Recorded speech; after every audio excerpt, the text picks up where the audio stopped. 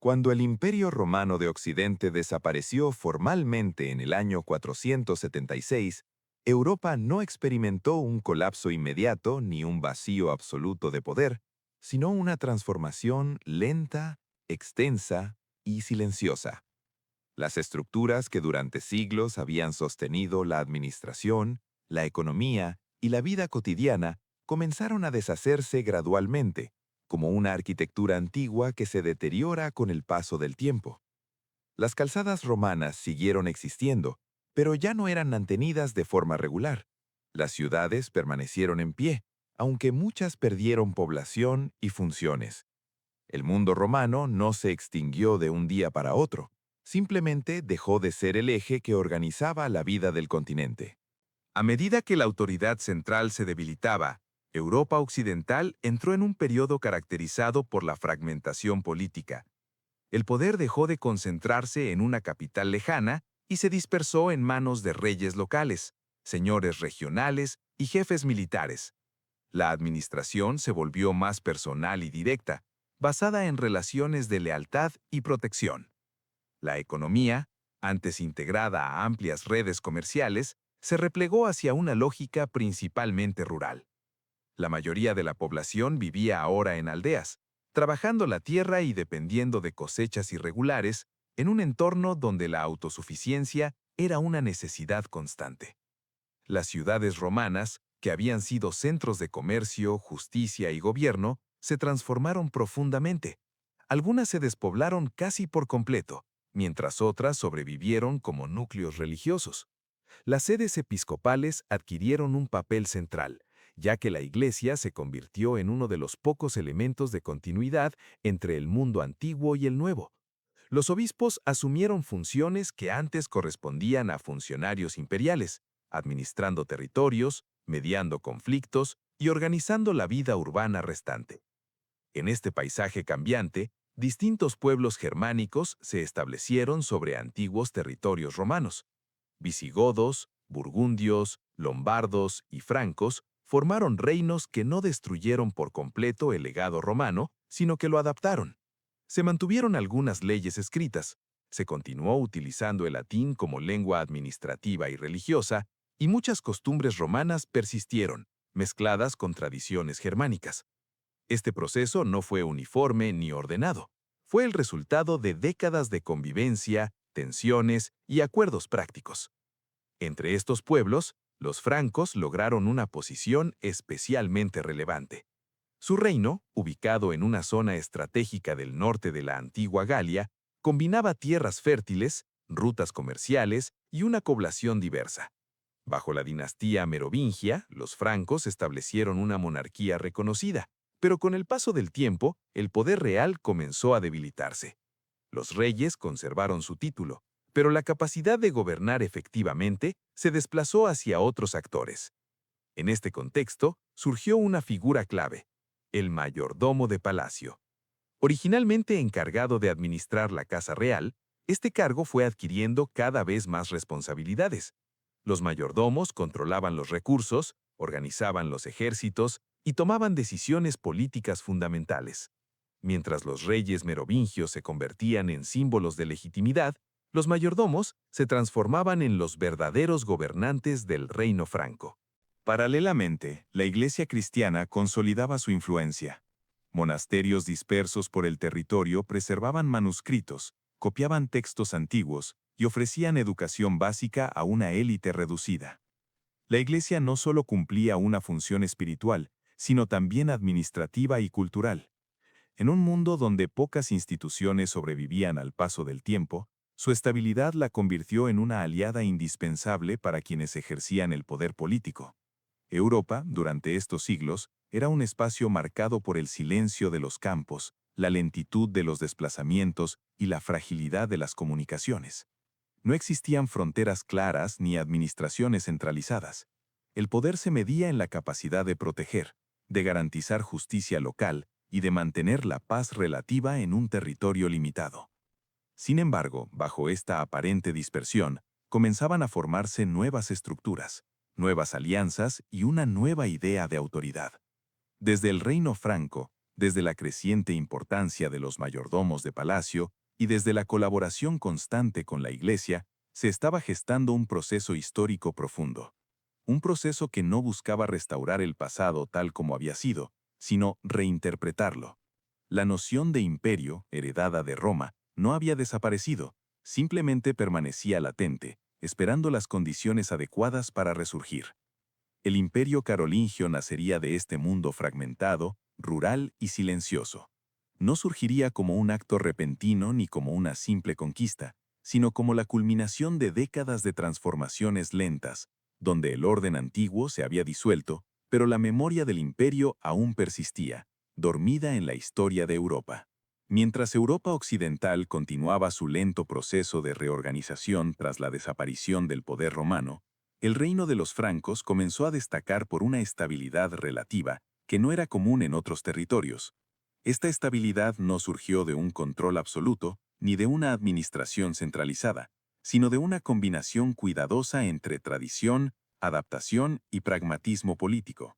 En este escenario, la figura del mayordomo de palacio adquirió un protagonismo creciente, hasta convertirse en el verdadero eje del poder franco.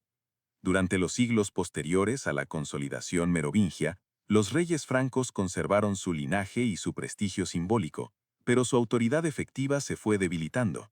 La administración del reino, la recaudación de tributos y sobre todo el mando militar quedaron cada vez más en manos de los mayordomos. Estos funcionarios, inicialmente domésticos, pasaron a ser intermediarios entre la nobleza regional y la corona, coordinando alianzas, resolviendo disputas y liderando ejércitos en nombre del rey.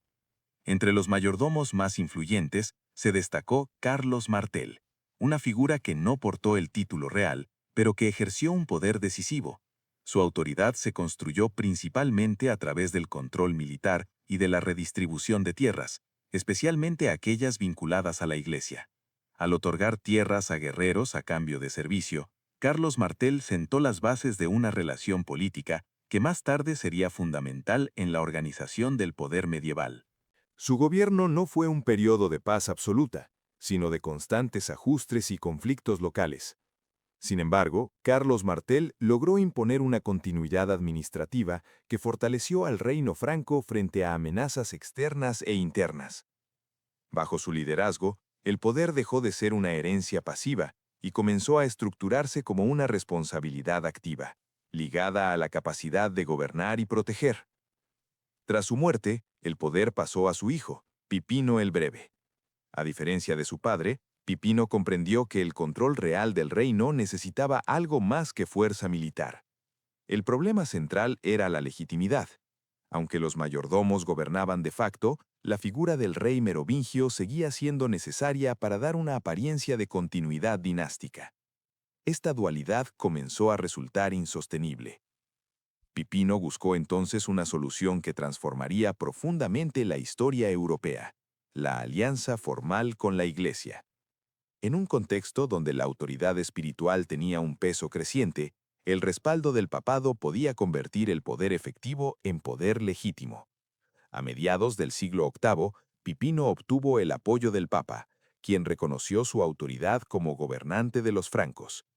Poco después, el último rey merovingio fue depuesto sin grandes resistencias, y Pipino fue coronado rey. Este acto no fue simplemente un cambio de dinastía. Representó una nueva forma de concebir el poder político. Por primera vez desde la caída de Roma, un gobernante occidental recibía su legitimidad no solo de la tradición guerrera, sino también de la autoridad religiosa. El reino franco se convertía así en un aliado directo de la Iglesia, y la Iglesia, a su vez, encontraba en los francos un protector militar. La coronación de Pipino el Breve marcó el nacimiento formal de la dinastía carolingia. Este nuevo linaje no se presentó como una ruptura total con el pasado, sino como una continuidad mejorada, más ordenada y más eficaz. Pipino reforzó la administración, consolidó el control territorial y fortaleció los vínculos con el clero, sentando las bases de un poder más estable. Mientras tanto, la vida cotidiana del reino seguía siendo mayormente rural y silenciosa. Campesinos, monjes y nobles locales conformaban el tejido social de un territorio que comenzaba a organizarse bajo una autoridad más clara. Los caminos seguían siendo lentos, las comunicaciones limitadas y la vida profundamente ligada al ciclo agrícola. Sin embargo, algo había cambiado. El poder central comenzaba a afirmarse con mayor firmeza. Desde esta alianza entre la espada y la cruz, desde la consolidación de una nueva dinastía y desde la lenta construcción de legitimidad, el reino franco se preparaba para una etapa distinta. La figura del gobernante ya no sería solo la de un jefe militar o un administrador eficiente, sino la de un rey con una misión histórica más amplia. En este contexto, el ascenso carolingio no fue un accidente, ni una imposición repentina. Fue el resultado de una transición cuidadosamente sostenida, donde la autoridad política y la autoridad religiosa comenzaron a caminar juntas, abriendo el camino para una transformación aún mayor en el corazón de Europa. Con la consolidación de la dinastía carolingia bajo el gobierno de Pipino el Breve, el reino franco entró en una etapa de mayor estabilidad política y coherencia territorial.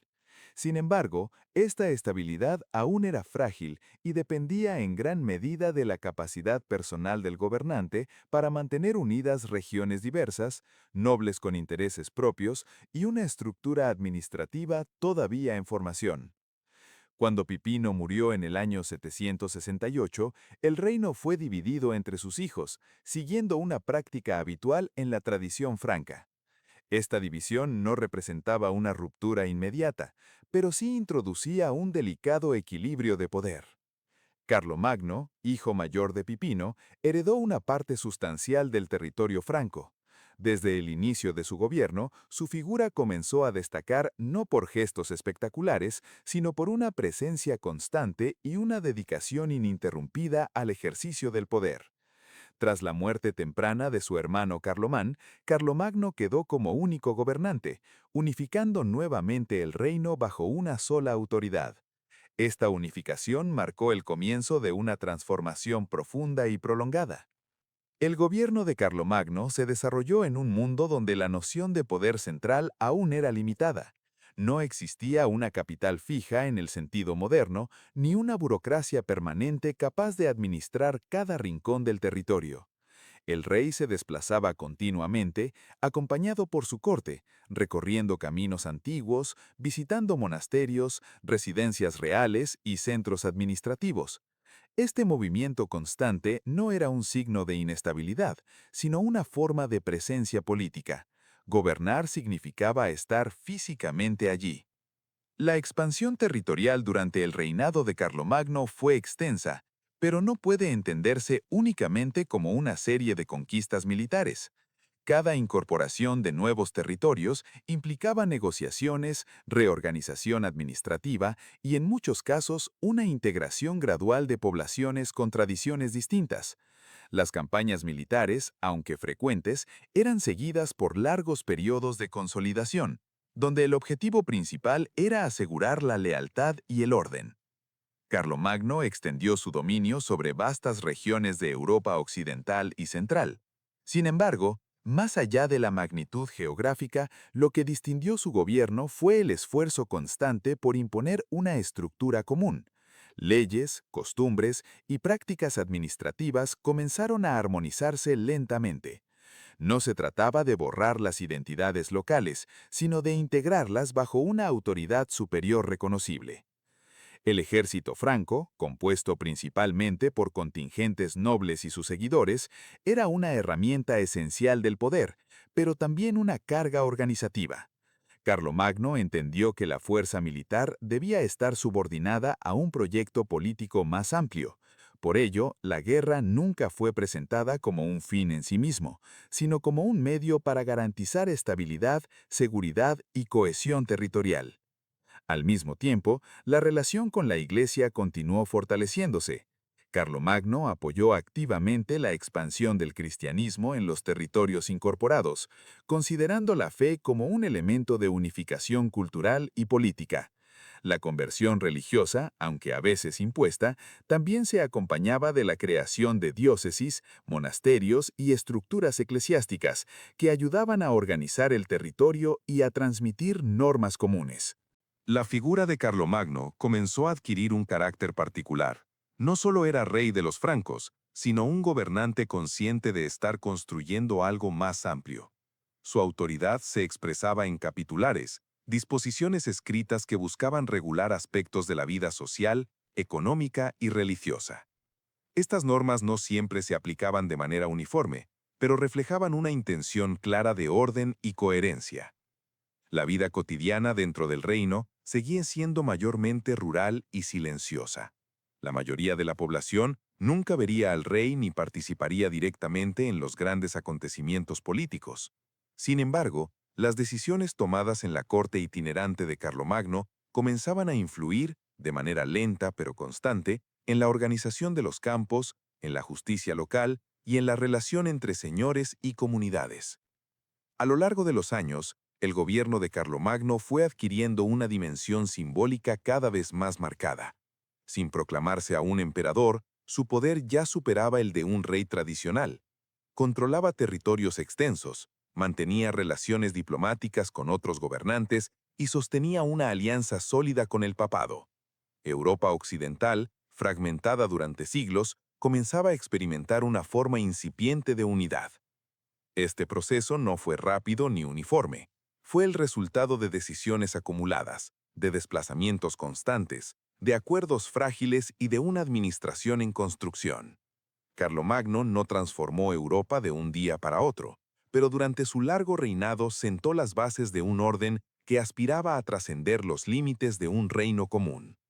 En este contexto de expansión, organización y búsqueda de coherencia, el poder carolingio se acercaba lentamente a una idea que parecía lejana desde la caída de Roma.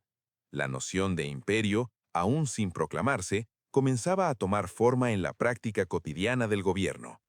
Hacia el final del siglo VIII, el poder ejercido por Carlomagno ya no podía comprenderse únicamente dentro de los límites tradicionales de un reino germánico. La extensión territorial, la complejidad administrativa y la estrecha relación con la Iglesia habían transformado su autoridad en algo cualitativamente distinto. Aunque el título formal seguía siendo el de rey de los francos, la realidad política mostraba a un gobernante cuya influencia se proyectaba sobre gran parte de Europa occidental, superando fronteras culturales, lingüísticas y regionales. En este contexto, Roma ocupaba un lugar simbólico central. La ciudad, antigua capital del Imperio Romano, ya no era el corazón político de un poder universal, pero conservaba una autoridad espiritual profunda. El papado, enfrentado a presiones internas y amenazas externas, necesitaba un protector fuerte. Carlomagno, por su parte, requería un reconocimiento que diera sentido y legitimidad a la magnitud de su dominio. Ambas necesidades comenzaron a converger de manera gradual. El viaje de Carlomagno a Roma a finales del año 800 no fue un acto improvisado. Fue el resultado de una relación construida durante décadas entre la dinastía carolingia y la Iglesia. Desde tiempos de Pipino el Breve, el papado había encontrado en los francos un apoyo militar decisivo, mientras que los carolingios habían obtenido legitimidad religiosa para su gobierno. Esta alianza, cuidadosamente sostenida, alcanzaría su punto culminante en un acto de profundo significado histórico. El día de Navidad del año 800, en la Basílica de San Pedro, Carlomagno fue coronado emperador por el Papa León III. El gesto, aparentemente sencillo, estaba cargado de simbolismo. No se trataba únicamente de otorgar un nuevo título, sino de afirmar la continuidad de una idea antigua, la del Imperio Romano como orden universal. Sin embargo, este nuevo imperio no era una restauración literal del pasado, sino una reinterpretación adaptada a la realidad medieval. La coronación imperial transformó la naturaleza del poder carolingio. Carlomagno pasaba a ser no solo un rey poderoso, sino un emperador cristiano, responsable del orden político y espiritual de Occidente. La autoridad imperial se concebía ahora como una misión: proteger la Iglesia, garantizar la justicia y mantener la unidad del mundo cristiano. El poder político y el poder religioso quedaban profundamente entrelazados. Este nuevo título no implicaba una centralización absoluta, ni una administración homogénea. El imperio carolingio seguía siendo una estructura flexible, compuesta por regiones con tradiciones propias. Sin embargo, la figura del emperador funcionaba como un punto de referencia común, una autoridad superior capaz de mediar conflictos y establecer normas generales. La idea de imperio otorgaba coherencia simbólica a una realidad diversa. Desde el punto de vista ideológico, la coronación reforzaba la noción de renovación. El imperio carolingio se presentaba como heredero del orden romano, pero guiado por valores cristianos. La ley, la educación y la moral adquirían un sentido nuevo dentro de este marco imperial. Gobernar no era solo ejercer dominio, sino también promover un ideal de sociedad ordenada y piadosa. Carlomagno asumió este rol con una conciencia clara de su significado. Aunque no residía en Roma ni gobernaba desde una capital fija, su autoridad imperial se expresaba en documentos, decisiones y símbolos. El uso del título imperial, la iconografía y la correspondencia diplomática reforzaban la imagen de un poder que trascendía lo local. Europa occidental comenzaba a reconocerse, lentamente, como parte de una unidad mayor. La vida cotidiana de la población no cambió de manera inmediata tras la coronación. Los campesinos continuaban trabajando la tierra, los monasterios seguían marcando el ritmo espiritual y las comunidades locales mantenían sus costumbres. Sin embargo, el marco político general había sido redefinido. Existía ahora una autoridad que aspiraba a un orden más amplio, una estructura que conectaba regiones distantes bajo una misma idea.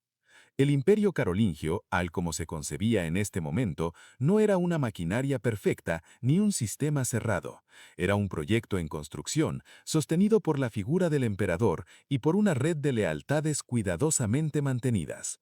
Su estabilidad dependía tanto de la capacidad personal de Carlomagno como de la cooperación entre nobles, clérigos y administradores.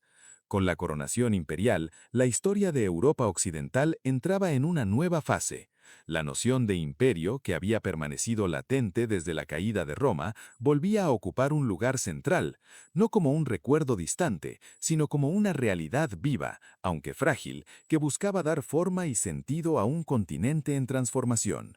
Este momento no marcó el final de un proceso, sino el inicio de nuevos desafíos. La autoridad imperial debía ahora sostenerse en el tiempo, organizarse en la práctica cotidiana y adaptarse a un mundo que seguía siendo complejo y diverso. El sueño de unidad comenzaba a enfrentar la realidad de su propia magnitud. Tras la coronación imperial, el desafío principal del imperio carolingio no fue expandirse, sino gobernar. Mantener la cohesión de un territorio tan amplio requería algo más que autoridad simbólica. Exigía presencia, normas compartidas y una administración capaz de funcionar en un mundo donde las distancias eran grandes y las comunicaciones lentas. El imperio no se sostenía sobre una capital única ni sobre una burocracia central permanente, sino sobre una red cuidadosamente articulada de autoridades locales, supervisadas desde el centro imperial. Carlomagno comprendió que gobernar significaba organizar la vida cotidiana del imperio. Para ello, se apoyó en una estructura territorial basada en condados y marcas. Los condados eran unidades administrativas gobernadas por condes, responsables de impartir justicia, recaudar tributos y organizar la defensa local. Las marcas, situadas en zonas fronterizas, tenían un carácter más militar y estaban bajo la autoridad de marqueses, encargados de proteger el imperio frente a amenazas externas. Estos cargos no eran meramente honoríficos. El conde representaba al emperador en su territorio y ejercía su autoridad en su nombre. Sin embargo, esta delegación de poder implicaba riesgos. La distancia y la autonomía podían dar lugar a abusos, corrupción o acumulación excesiva de poder local. Para contrarrestar esto, Carlomagno desarrolló un sistema de supervisión singular, los missi dominici. Los missi dominici eran enviados imperiales que recorrían el territorio en parejas, generalmente compuestas por un laico y un eclesiástico. Su función era inspeccionar la administración local, escuchar quejas, verificar la aplicación de las leyes y recordar a los funcionarios su deber hacia el emperador. Su presencia periódica reforzaba la idea de un poder central atento, aunque distante, y ayudaba a mantener un cierto equilibrio entre autoridad local y control imperial. La legislación carolingia se expresaba a través de los capitulares, disposiciones escritas que abordaban una amplia variedad de temas. Estas normas regulaban desde la administración de justicia hasta la organización del clero, pasando por cuestiones económicas y sociales. No todas se aplicaban de manera uniforme, pero su existencia reflejaba un intento consciente de establecer un orden común en un territorio diverso. La vida cotidiana del imperio transcurría lejos de la corte imperial. La mayoría de la población era campesina y vivía ligada al ciclo agrícola. Las estaciones marcaban el ritmo del trabajo y la subsistencia dependía del equilibrio entre la tierra, el clima y la comunidad. Los grandes acontecimientos políticos apenas se percibían en estas aldeas, pero las decisiones imperiales influían indirectamente en la estabilidad, la protección y la justicia local.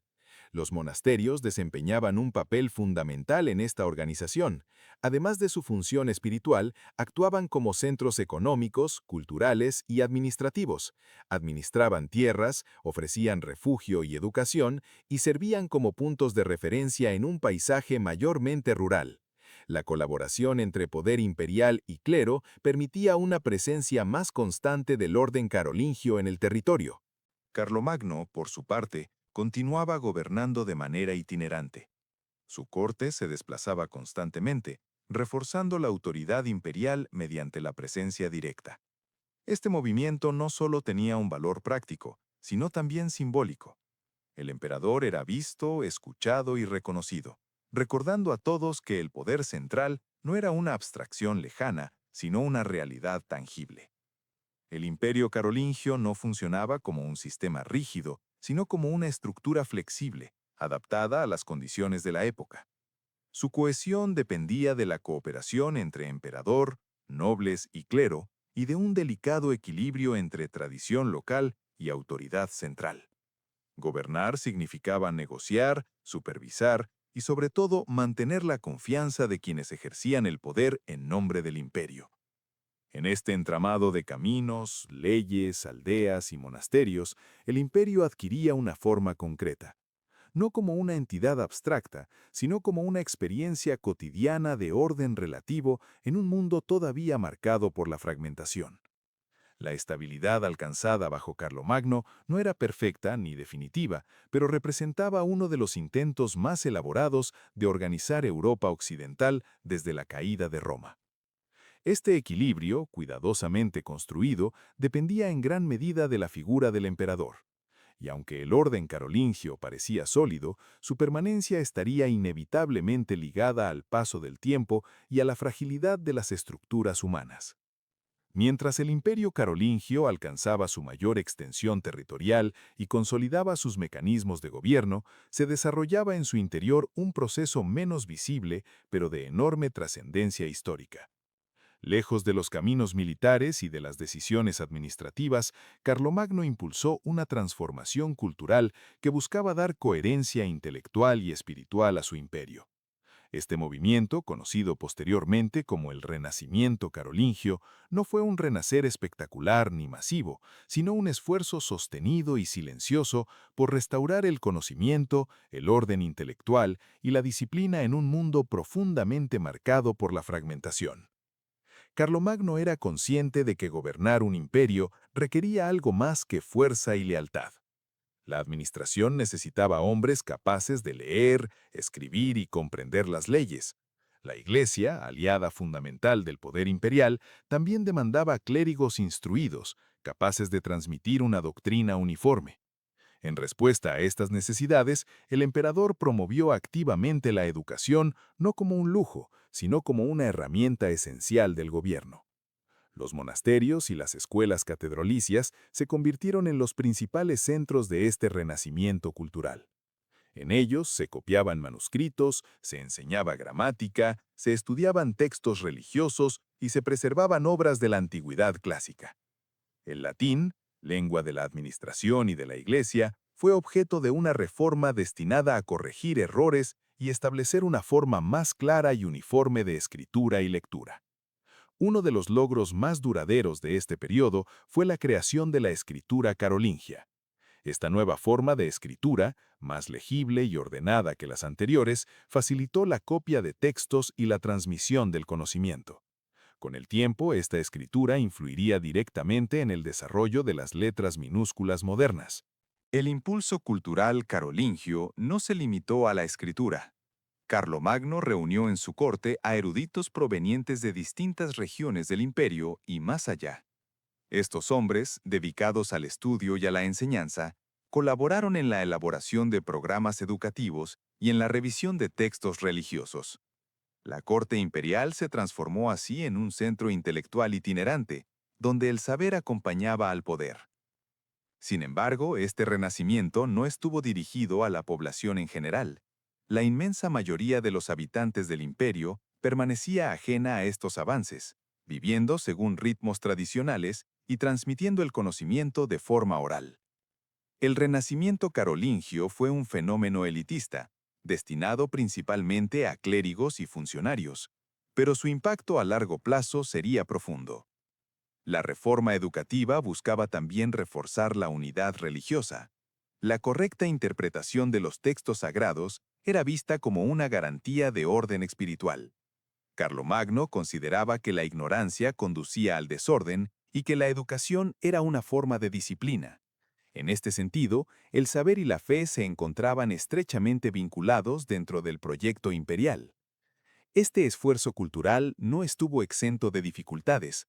La escasez de maestros, la dispersión geográfica y la resistencia a los cambios limitaron su alcance. Aún así, el simple hecho de promover la educación y la copia sistemática de textos en un periodo donde el conocimiento era frágil, representó un avance significativo. El renacimiento carolingio no pretendía innovar radicalmente, sino preservar y ordenar.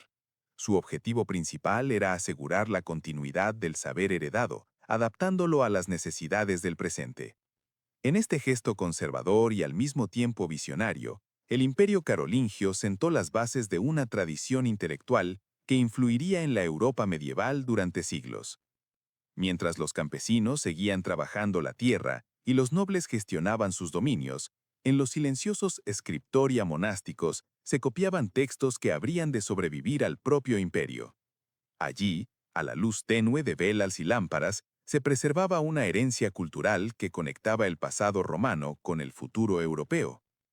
Así, en medio de la estabilidad relativa y del orden impuesto por el poder imperial, el imperio carolingio desarrollaba una dimensión menos visible pero esencial.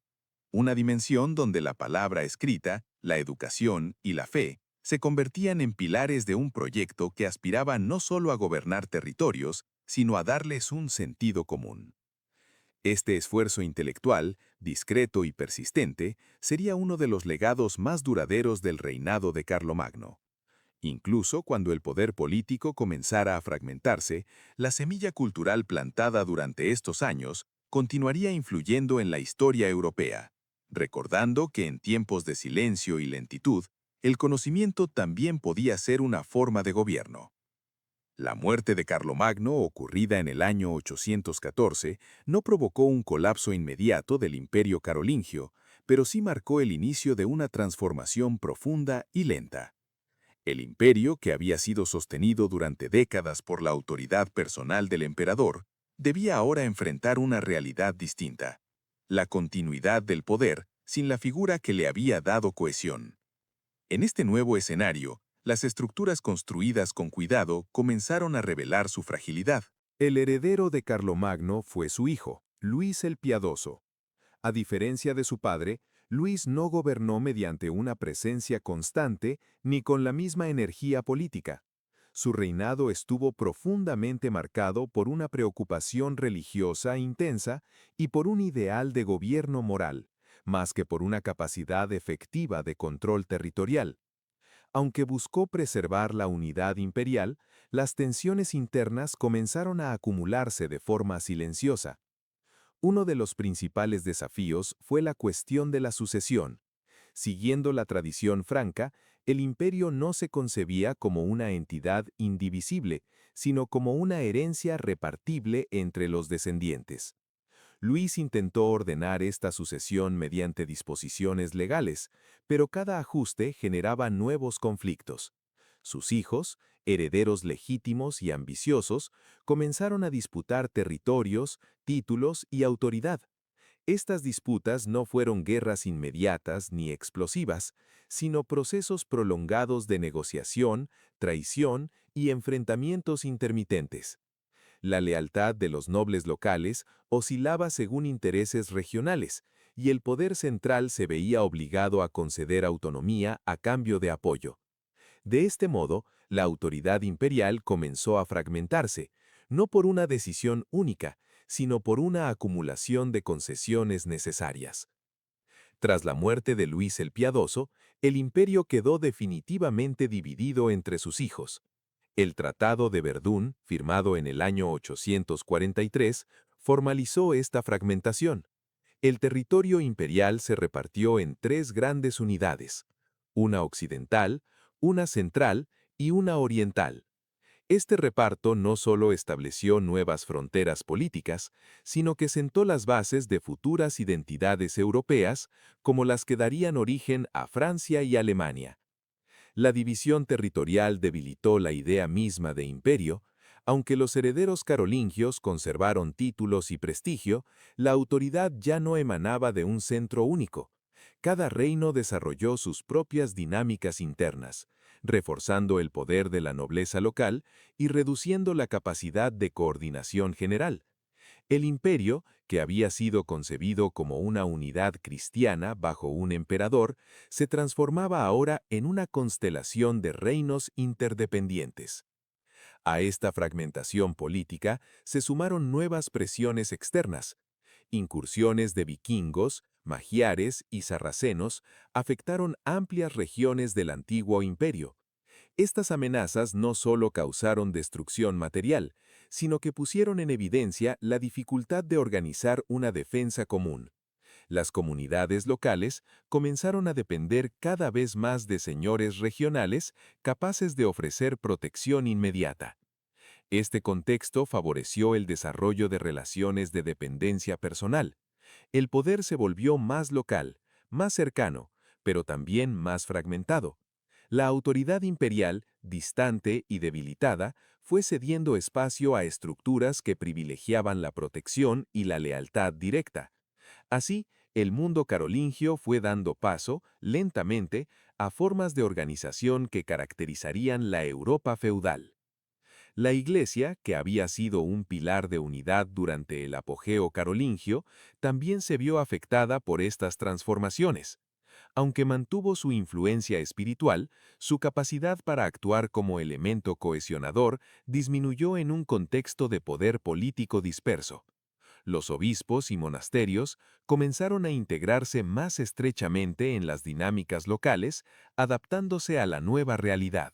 La fragmentación del imperio carolingio no debe entenderse como un fracaso repentino, sino como el desenlace de un proyecto profundamente ligado a la figura de Carlomagno. Sin su presencia, las tensiones latentes se hicieron visibles. El ideal de unidad imperial, aunque poderoso, no pudo sostenerse frente a tradiciones sucesorias, intereses regionales y presiones externas. Aún así, el recuerdo del imperio no desapareció. La idea de una Europa unificada bajo una autoridad común continuó influyendo en el pensamiento político medieval.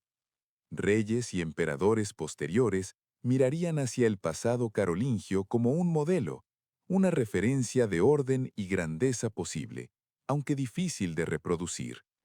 En este lento proceso de disolución, el imperio carolingio dejó de existir como estructura política unitaria, pero comenzó a transformarse en legado. Un legado hecho de leyes, instituciones, ideas y memorias compartidas que seguirían moldeando la historia europea durante siglos. El silencio que siguió a la fragmentación no fue vacío, sino cargado de continuidad.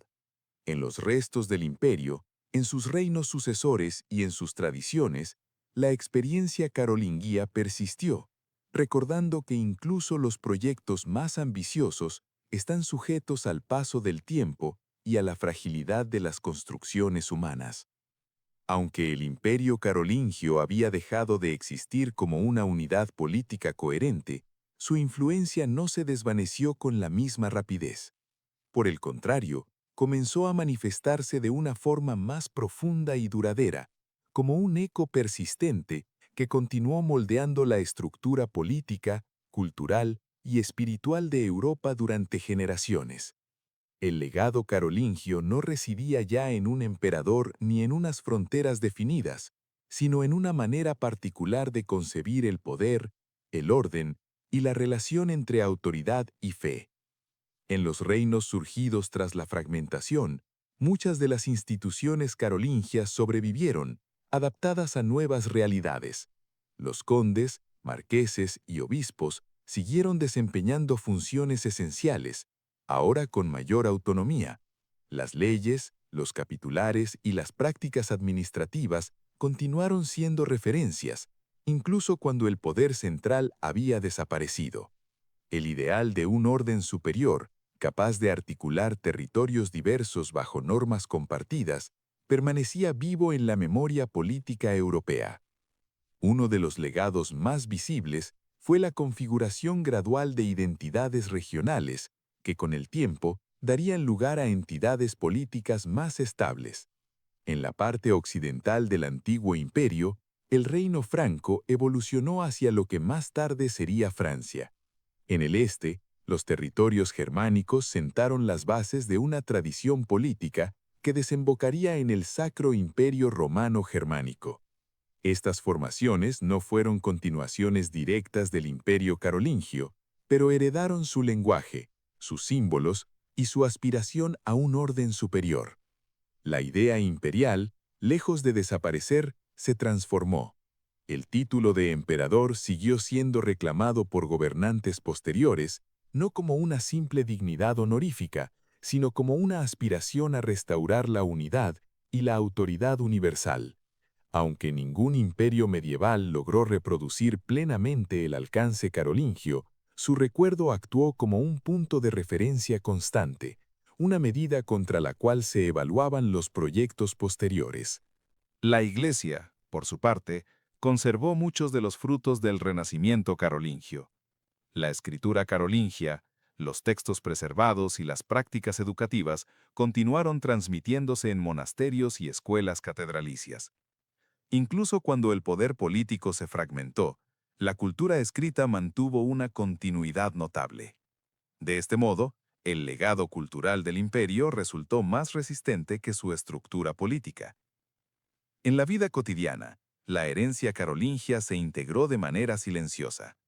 Las formas de administración local, las relaciones entre señores y comunidades, y la concepción del derecho como expresión de un orden superior reflejaban prácticas desarrolladas durante el período imperial. Aunque el mundo medieval avanzaba hacia estructuras feudales más marcadas, estas no surgieron en oposición al imperio, sino como una adaptación progresiva de sus mecanismos. El recuerdo de Carlomagno ocupó un lugar central en esta memoria colectiva. Su figura fue reinterpretada a lo largo de los siglos, a veces idealizada, otras veces utilizada como símbolo político. Más allá de la leyenda, su reinado quedó asociado a una época de relativa estabilidad y a la posibilidad de una Europa organizada bajo un principio común. Esta imagen, cuidadosamente preservada, influyó en la imaginación política medieval y más allá. El imperio carolingio también dejó una huella en la relación entre poder secular y poder religioso. La alianza entre el trono y el altar, formalizada durante el reinado de Carlomagno, estableció un modelo que sería replicado y debatido durante siglos. La tensión entre autoridad política y autoridad espiritual, tan característica de la Edad Media, encontró en el período carolingio uno de sus antecedentes más claros. Con el paso del tiempo, el imperio dejó de ser una experiencia vivida y se convirtió en historia. Sin embargo, esta historia no quedó confinada a los textos, sino que continuó influyendo en decisiones, instituciones y aspiraciones. El orden carolingio, aunque efímero en términos políticos, demostró que la unidad era posible incluso en un mundo fragmentado. En el silencio de los monasterios, En los archivos de las cancillerías y en la memoria de los pueblos europeos, el legado carolingio siguió presente, no como una estructura rígida, sino como una tradición flexible, capaz de adaptarse y transformarse. La experiencia del imperio se convirtió así en una referencia permanente, una idea que atravesó siglos y fronteras. Al final, el imperio carolingio no fue únicamente un episodio del pasado, sino un punto de inflexión. Representó un momento en el que Europa intentó, una vez más, organizarse en torno a un principio común tras la caída de Roma. Aunque ese intento no perduró como estructura política, dejó una herencia profunda que continuó dando forma al continente. Así, cuando el recuerdo del imperio se disolvió lentamente en la historia, no lo hizo como un final abrupto, sino como un susurro persistente. Un susurro que hablaba de orden, de conocimiento y de una unidad siempre buscada, pero nunca definitiva. En ese eco silencioso, el imperio carolingio encontró su verdadera permanencia.